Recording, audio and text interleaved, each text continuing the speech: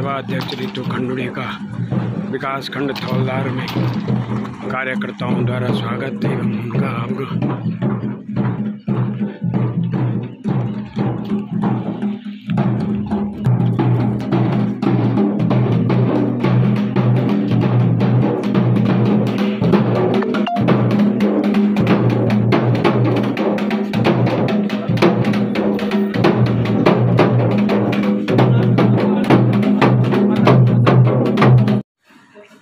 उत्तराखंड सरकार के विधानसभा अध्यक्ष महोदय हमारे मध्य पहुंच चुके हैं, तो मैं अभी से भारतीय जनता पार्टी के अनुरोध है, कृपया आप अपना स्मरण ग्रहण करने के बाद करेंगे अपने।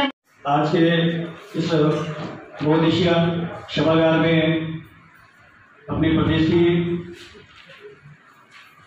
विधानसभा अध्यक्ष आज हमारे मध्य उपस्थित हैं और इस कार्यक्रम के निमित्त अपने मध्य भारतीय जनता पार्टी के सभी अपने वरिष्ठ पदाधिकारी, भूतपूर्व सभी मंडल अध्यक्ष, इस कार्यक्रम के निमित्त यहाँ पर उपस्थित जनप्रतिनिधिगण, इस कार्यक्रम के निमित्त अपने मध्य उपस्थित अपने पत्रकार बंधु, आप सभी लोगों का यहाँ पर हार्दिक स्वागत हो।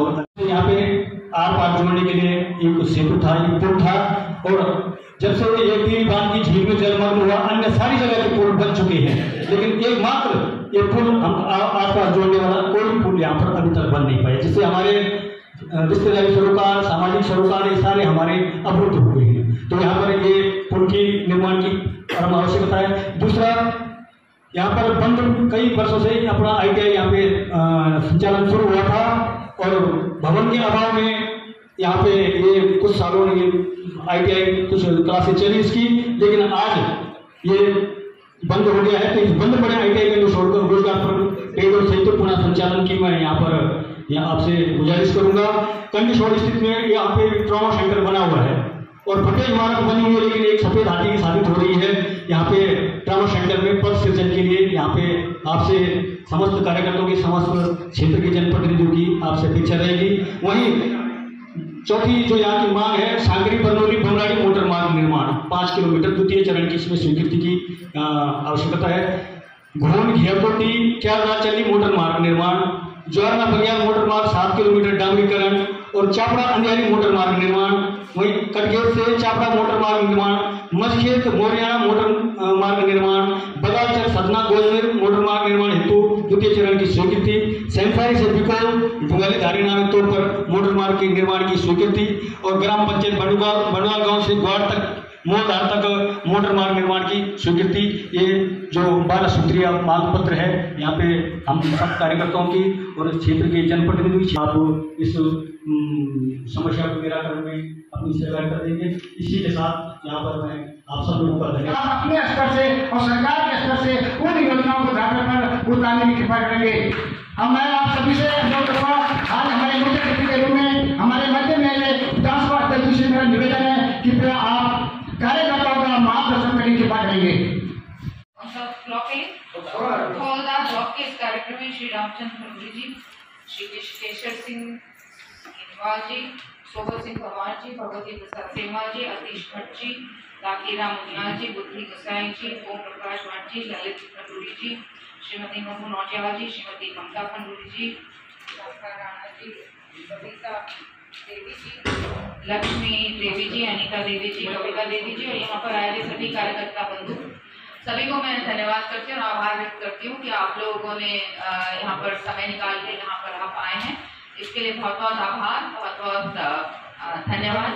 जो समस्याएं आप लोगों ने यहाँ पर रखी हैं वो मैं सरकार तक पहुँचा दूंगी, उनसे चिट्ठी खत्ती करेंगे और आशा करेंगे कि वो लोग जो आपकी डिमांड है, जो आप लोग मांग रहे हैं, वो पूरी जल्द से जल्द उसको करोगे। सबसे पहले आप सभी को धन्यवाद भी देती हूँ कि यहाँ तक आप लोग पहुँचे हैं। वैसे तो देखिए ऐसा है, मेरा जो पद है उसमें बहुत ज़्यादा कुछ कहना मेरे लिए मुश्किल ही है, लेकिन आप जिस संगठन से हैं, आप जिस संगठन को लेकर चलते हैं, वो एक इस वक्त इस तरह से कार्यरत है, इस तरह से चीजें इस प्रदेश में और देश में होती हुई नजर आ रही हैं, जहां दिखता है कि बहुत सालों के बाद एक ऐसे प्रधानमंत्री जी पहुंचे हैं जो देश प्रदेश की हित की बात करते हैं, हर वर्ग को साथ लेकर चलते हैं। खासकर अगर मैं महिलाओं की बात करूंगी तो आपने देखा होगा पिछले 8-10 साल में आप की जितनी सुनवाई हुई है, शायद पहले कभी इतनी सुनवाई हमारी नहीं हुई है। एक महिला प्रधानमंत्री भी इस देश में थी, लेकिन उसके बावजूद आपके कष्ट, आपकी परेशानी, आपके आंसू दिल्ली तक नहीं पहुंच पाए। अगर पहुंचे तो किसी ने ना देखा ना सुना। आज वो सुनवाई होती है। अगर मेरी बहन को शौचालय मिलता है तो वो 10 बाय 10 का शौचालय होगा किसी के लिए, लेकिन शायद मेरी बहन के लिए उसका स्वाभिमान वापस मिला। दिन भर नहीं जाना, खड़े रहना, इंतजार करना अंधेरे का शौच जाने के लिए, इससे बड़ा शर्मनाक चीज क्या हो सकती थी। लेकिन आते ही आदरणीय प्रधानमंत्री जी ने इसके बारे में सोचा, आप तक गैस पहुंचाया। 4000 का चूल्हा दिल्ली में बैठे लोगों को नहीं पता था उसकी आवश्यकता क्या है, उसकी जरूरत क्या है, क्यों मेरी बहन को उसकी आवश्यकता है। इसी तरह खुशी आती है। 40 साल पहले मैं गंगोत्री गई थी, आज और उस 40 साल में जमीन आसमान का फर्क है। इंफ्रास्ट्रक्चर डेवलपमेंट हो रहा है, सड़कें बन रही हैं, टूरिस्ट बढ़ रहा है। अब आप देखिए, पहले तो इन सड़कों पे चलने में डर लगता था। जब से ये चौड़ी सड़कें, ऑल वेदर सड़कें बननी शुरू हुई हैं, हम सबका जीवन आसान हुआ है, साथ ही साथ टूरिज्म बढ़ा है। आज ही मैं गंगोत्री में थी, इतनी भीड़ गंगोत्री में दिख रही थी, और खुशी की बात है क्योंकि हम चाहते हैं कि ज्यादा से ज्यादा लोग गंगा माँ का और हमारे चारों धाम का आशीर्वाद प्राप्त करें, और साथ ही साथ हम लोगों का भी टूरिज्म बढ़े, हम लोगों को भी फायदा हो। समूहों के माध्यम से अभी मैं बैठी थी नेकाला में, वहाँ पे जहाँ पे बैठी थी वहाँ पे मैंने देखा कि बहुत सी महिलाएं समूहों के माध्यम से बहुत अच्छा काम कर रही हैं। ये एक नई चीज है। समूह आदरणीय प्रधानमंत्री जी के पहला 5 साल था, उसमें समूह बनाए गए, समूह गठित हुए। समूह गठित होने के बाद इन 5 सालों में उन्होंने ट्रेनिंग देनी शुरू करी कि किस तरह से हमारी बहन सक्षम हो सकती है।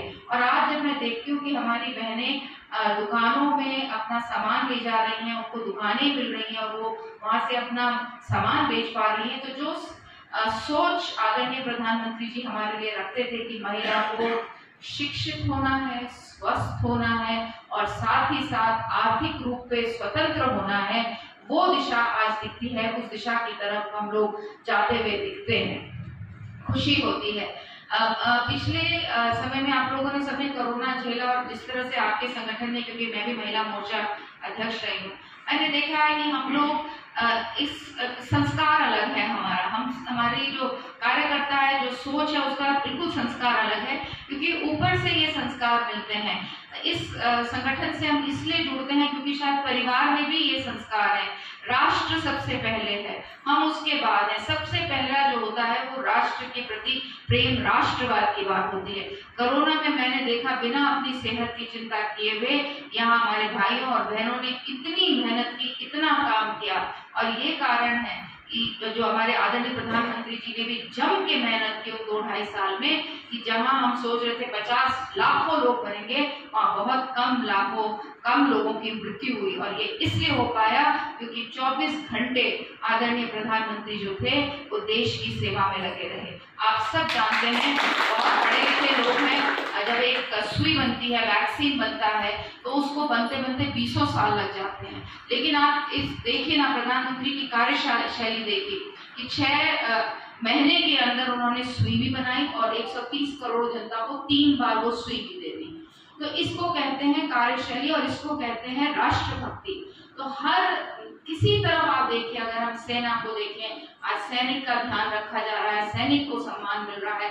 हर एक त्योहार आदरणीय प्रधानमंत्री सैनिकों के बीच में मनाते हैं, उनके साथ बैठते हैं, महिलाओं को सम्मान मिल रहा है।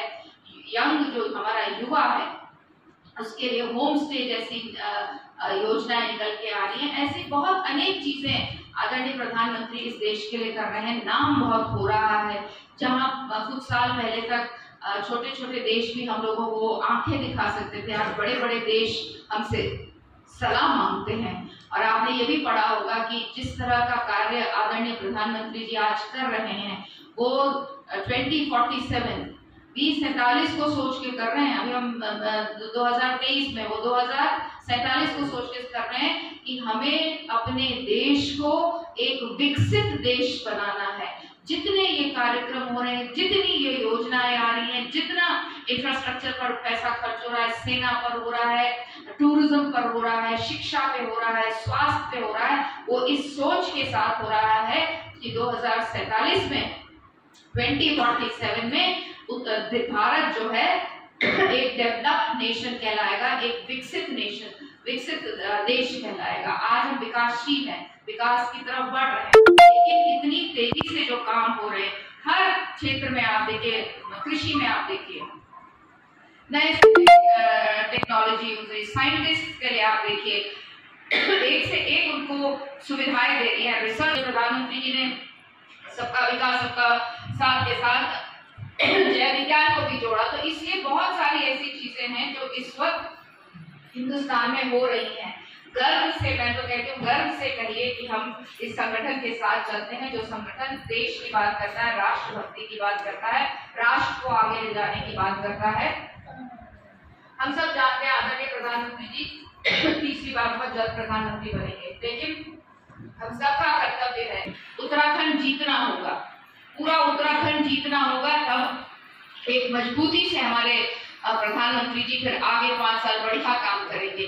और उसके लिए मैं आपको बार बार, मैं सब जगह जहां भी जाती हूँ मैं कहती हूँ लोगों से आंख मिलाकर वोट मांगे। हमने कोई गलत काम नहीं किया, जो कहा है वो करके दिखाया है। आदरणीय प्रधानमंत्री जी जो कहते हैं वो करके दिखाते हैं, धरातल पर चीजें हैं। प्रधानमंत्री आवास योजना है तो है, बिजली है तो है, पानी है तो है, महिलाओं का सम्मान है तो है, युवाओं के लिए होम स्टे है, स्टार्टअप्स हैं तो है, दिखते हैं। बुजुर्गों के लिए पेंशन कहीं बढ़ रही है, कहीं सुविधाएं दी जा रही है। तो हम लोगों को इन चीजों को पढ़ना चाहिए और पढ़कर जनता को समझाना चाहिए।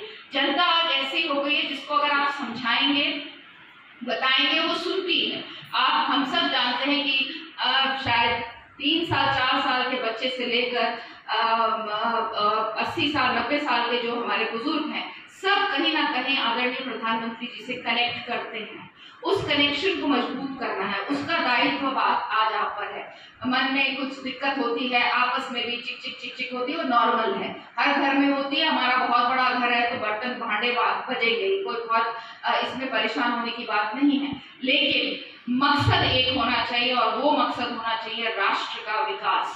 और उस राष्ट्र के विकास के लिए इस समय एक ही हमें राष्ट्र पुरुष दिखता है, जो कि इस देश को 2047 में 2000 अपना अमूल्य समय देकर